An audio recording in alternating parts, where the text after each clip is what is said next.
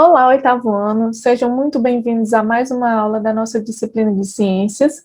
Eu sou a professora Taina Paula e hoje nós vamos dar continuidade ao nosso estudo de reprodução, né? Desta vez, nós vamos iniciar no capítulo 3 o estudo da reprodução humana. Vamos lá! Bem, pessoal, então nós vamos iniciar nossa discussão falando sobre adolescência e sexualidade. Então, a adolescência é um período de transição da infância para a vida adulta. Sendo um período de transição, a adolescência compreende um período de intensas mudanças, tá? Físicas, emocionais. E nesse período de intensas mudanças pode acontecer uma certa confusão de sentimentos e posturas, tá? Que costumam acontecer nesse período. Esse tipo de situação é, de certa forma, normal, devido a essa intensa mudança pela qual o indivíduo passa na adolescência, né? Nós vamos observar muito isso também através do papel dos hormônios, que nós vamos falar logo mais. Então, em meio a tantas confusões e indefinições, surge a necessidade de buscar e construir a própria identidade, tá? Então, esse é um período onde o indivíduo passa por intensas mudanças e sente a necessidade de construir a própria identidade. Mudanças bruscas de humor e irritabilidade podem acontecer devido a diferentes mudanças fisiológicas típicas da adolescência. Então, o indivíduo, por estar passando por essa intensa mudança no seu corpo, ele pode muitas vezes ter irritabilidade, mudanças de humor, mas tudo isso é, de certa forma, normal, né? Devido a essa intensa mudança fisiológica, né? A atuação dos hormônios também. Então, esse processo é, de certa forma, normal nesse período da adolescência. E é nesse período que as pessoas experimentam as primeiras descobertas sobre sua sexualidade. Cada indivíduo manifesta sua sexualidade de uma forma e todas as formas devem ser respeitadas, independente de gênero, cor, religião ou classe social. Então, nós observamos que cada indivíduo vai manifestar a sexualidade de uma forma particular, de uma forma própria e individual. E todas as formas devem ser respeitadas, tá, pessoal? A sexualidade, ela não compreende apenas o desejo sexual, mas ela atinge também o comportamento social do indivíduo e a forma como ele lida com o próprio corpo. Então, assim, a manifestação dessa sexualidade, ela deve ser respeitada, tá? Então, agora nós vamos falar um pouco da adolescência no passado, né? Inicialmente, nós precisamos diferenciar a adolescência de puberdade, tá, pessoal? A puberdade se refere ao conjunto de transformações físicas que os meninos e as meninas sofrem e que os prepara para a vida adulta. Essa fase marca o início da adolescência. Então, a puberdade, ela se refere a esse conjunto de transformações físicas, tá? Que meninos e meninas vão passar. E a puberdade, ela compreende, ela marca o início da adolescência. Então, a adolescência é um período maior e a puberdade marca o início dessa adolescência. Então, pessoal, ó, até a Idade Média, não existia sequer o conceito de infância. As crianças eram vistas como adultos em miniatura. Então, a adolescência só passou a ser percebida como tal entre os séculos XIX e XX, com o desenvolvimento da psicologia. Em 1904, o psicólogo estadunidense G. Stanley publicou o livro Adolescência, no qual descrevia uma fase da vida que se estendia dos 12 aos 18 anos de idade, que incluía mudanças físicas e maturação emocional que a elas se seguia. Então, pessoal, só a partir aqui de 1904, né, através aqui de estudos da psicologia, é que surgiu esse conceito, essa ideia de adolescência, né, onde foi descrito pela psicologia um período que se estendia dos 12 aos 18 anos de idade, onde ocorreriam intensas mudanças físicas e também maturação emocional, ou seja, o amadurecimento emocional desse indivíduo que inicia na adolescência, mas que também vai continuar na fase adulta. Então, hoje, os desafios enfrentados pelo adolescente estão relacionados à manutenção de sua individualidade diante de uma sociedade voltada para o consumo tecnológico, cultural e material. É importante se sentir parte de uma tribo, um grupo cujos ideais se possa identificar. Então, nesse período da adolescência, o indivíduo vai passar por intensos conflitos, porque ele vai buscar a sua identidade dentro do meio social, né? E na nossa sociedade atual, nós temos uma sociedade voltada para o consumo, né? Tecnológico, cultural e material. E nessa busca de se sentir parte de uma tribo, de um grupo, né? De buscar semelhanças entre esse grupo, o indivíduo pode encontrar muitos conflitos, né? A boa notícia é que hoje nós temos mais informação, né? Mais do que em qualquer outra época, o adolescente tem ao seu alcance informação de qualidade, seja na família, seja na escola, seja em outras instituições das quais ele possa vir a fazer parte, né? Então, o adolescente ele deve se cercar de boas informações, né, de informação de qualidade, né, onde ele vai encontrar esse apoio na família, na escola, em outras instituições como a igreja, né, na sua religião. Então, é essencial esse apoio ao indivíduo, ao adolescente, durante essa fase de intensas descobertas, de questionamentos, de conflitos, né? Então, dessa forma, com esse apoio de todo esse grupo, da família, escola, e demais grupos, esse indivíduo vai conseguir passar por essa fase de intensa mudança, né? De uma maneira saudável.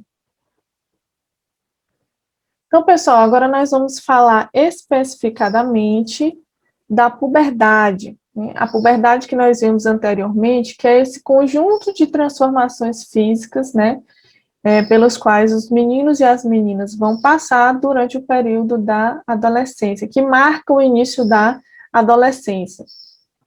Então, nas meninas, esse período de puberdade, ele inicia-se geralmente, tá? Entre os 10 a 12 anos. Já nos meninos, esse período de puberdade, ele inicia também, geralmente, dos 12 aos 14 anos. Então, na puberdade, algumas características sexuais se desenvolvem. Por exemplo, nos meninos, nós vamos observar uma alteração na voz, nós vamos observar que nascem pelos no rosto, nas axilas, no púbis e em outras partes do corpo. Os testículos e pênis também crescem. Nas meninas, nós vamos observar que elas começam a menstruar, que seus seios crescem, que nascem pelos nas axilas e no púbis. Então, é a partir da puberdade que o corpo se torna apto à reprodução. Cresce, assim, a responsabilidade pelos atos praticados. Dessa forma, é importante conhecer o próprio corpo e como ele funciona para tomar decisões mais conscientes.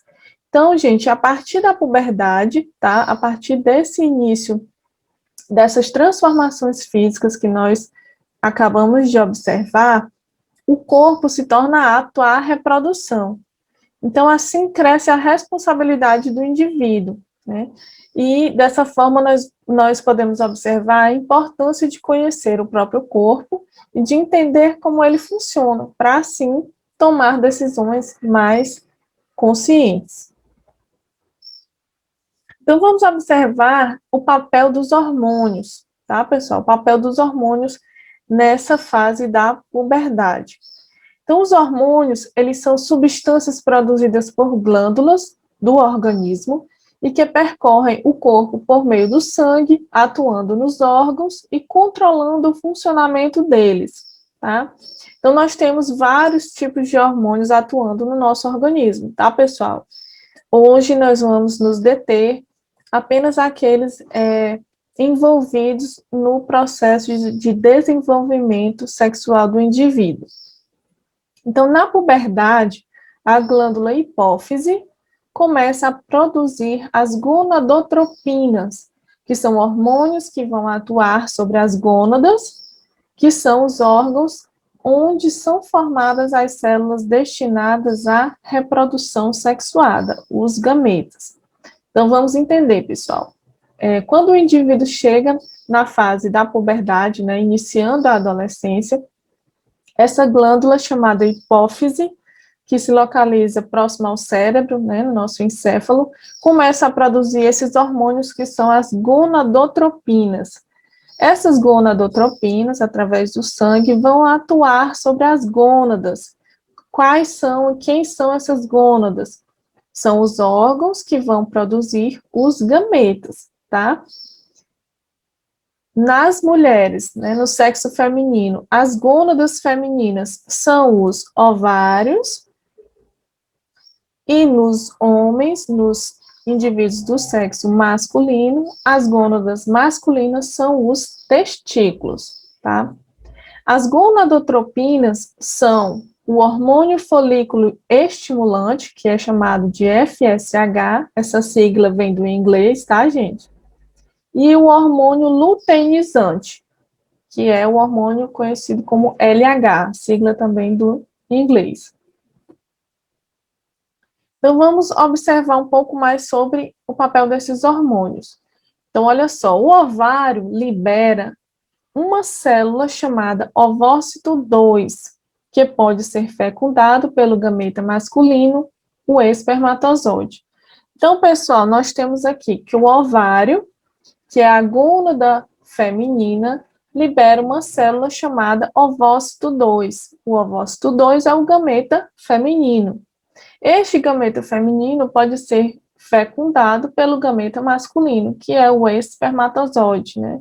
O espermatozoide que é produzido pela gônada masculina, que são os testículos.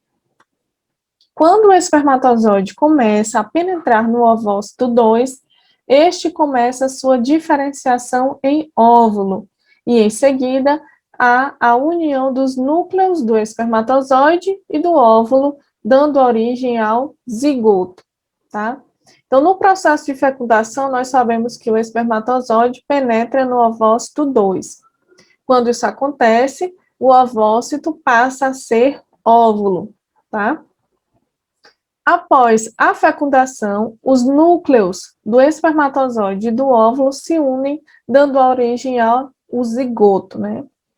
Essa célula, o zigoto, formará o embrião, né? E assim formará um novo indivíduo. O processo de formação dos espermatozoides completa-se nos testículos, né? Como nós já comentamos aqui. Esse gameta é alongado e móvel. Ele apresenta duas regiões, tá, pessoal? A cabeça e a cauda. A cabeça contém enzimas responsáveis pela penetração do espermatozoide no ovócito. E a cauda é responsável pelo deslocamento em meio líquido. Aqui nós podemos observar na imagem, né, representados os espermatozoides com as suas duas regiões, a cabeça e a cauda, e um óvulo. A gente observa que o espermatozoide ele tem um tamanho bem menor em relação ao ovócito, né, ao ovócito 2.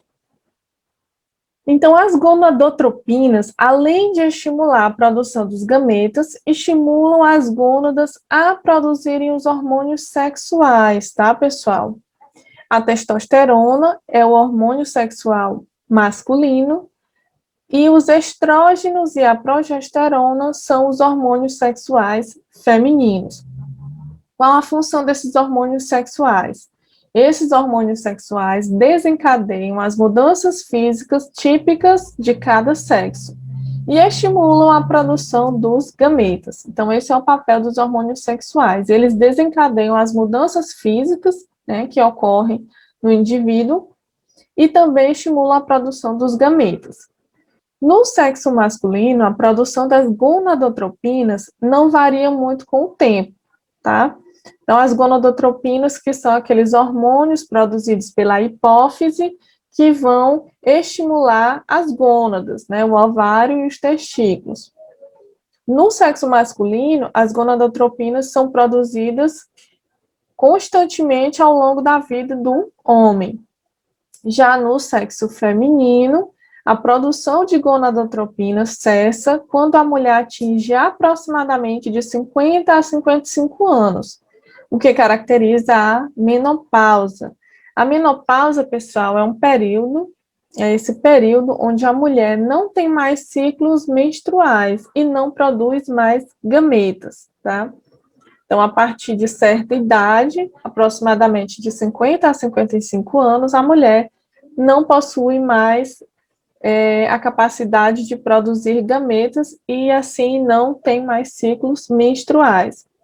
Em cada ciclo menstrual, a mulher, em geral, libera apenas um ovócito 2, tá? Onde ele pode ser fecundado, né, e assim gerar um novo indivíduo. Então, pessoal, essa foi a nossa aula de hoje.